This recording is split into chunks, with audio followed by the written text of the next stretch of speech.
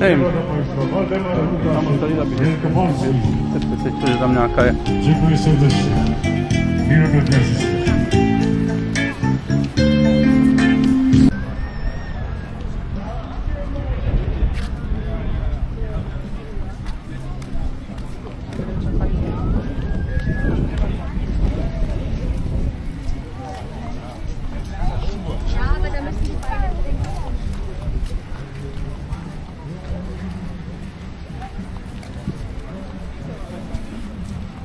Takže dáme si tady takové brambůrky. Krásné. Za 20 zlotých nebo 5 euro.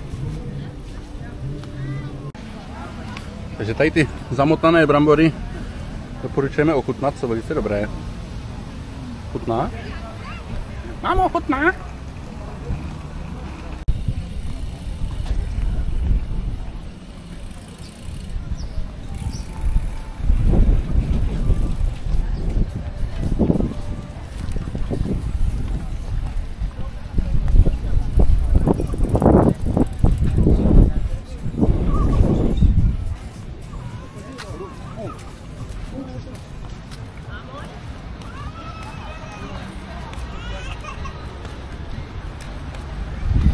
Takže všechno tady je označené ve zlotém nebo v eurech, protože je to tady plné Němců.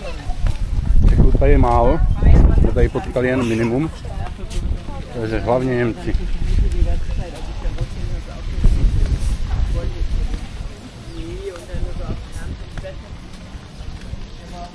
Němčina je slyšet všude. My to tam Němci mají to ubytování trochu drahý, jsme se dívali. Jsou tam velice rozdílné ceny, takže to směřují sem.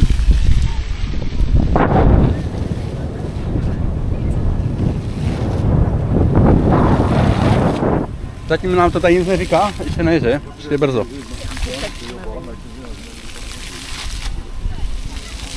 Můžete ještě dál od hotelu.